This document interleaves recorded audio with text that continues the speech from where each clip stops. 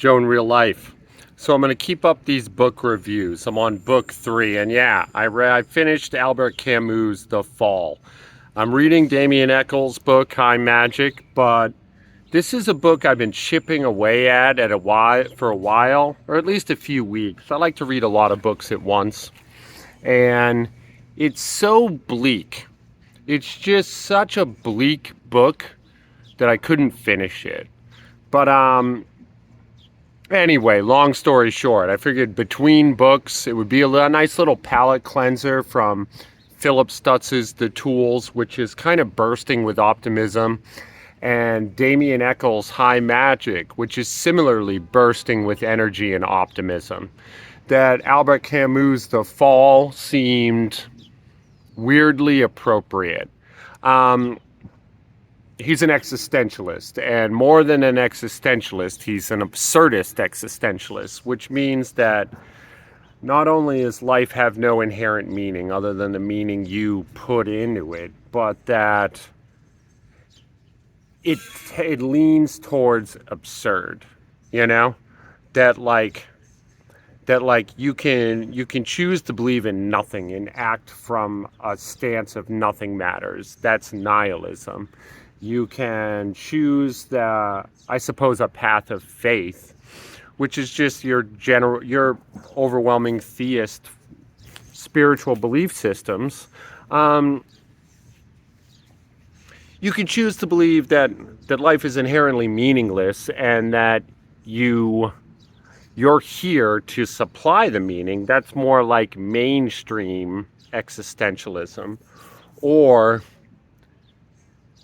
you can believe that life is somewhat incommensurate. Like it's meaningless, but it's also beyond understanding in a practical sense. And from that vantage point tends to tip towards the absurd of our experience. Do you like my mohawk? I kind of like it. You know, and that rather than search for meaning, you tip into the absurdity. So anyway, I thought I'd read you a small passage, if you don't mind. And I feel like it's almost halfway through the book, and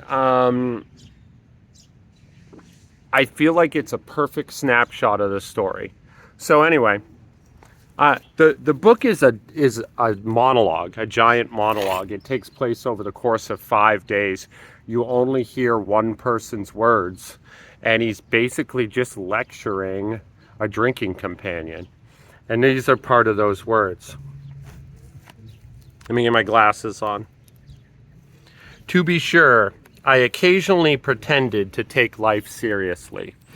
But very soon the frivolity of seriousness struck me, and I merely went on playing my role as well as I could.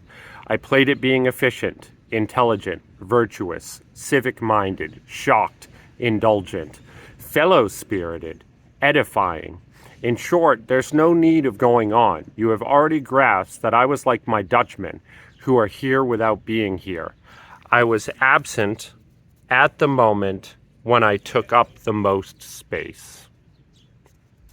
Just wow. Just wow.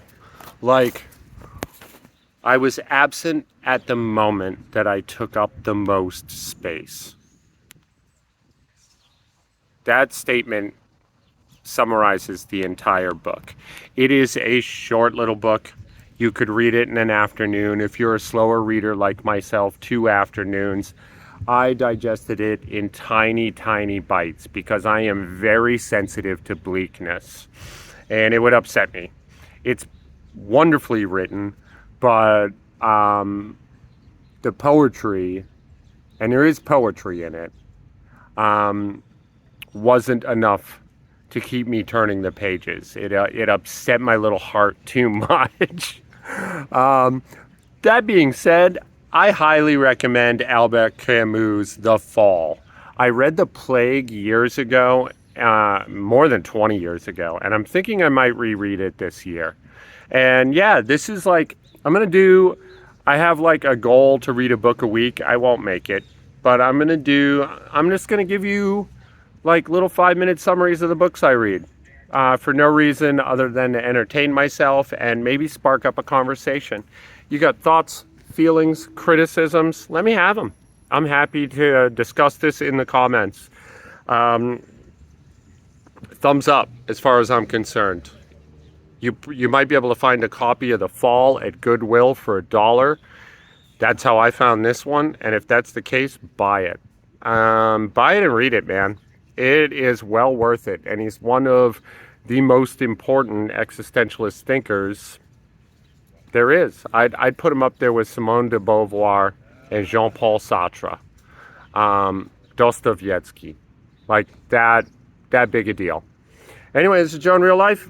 I love you guys. I'm feeling better today. Thank you for your support. And be nice to each other, you know? Do your best at least. I'll talk to you tomorrow.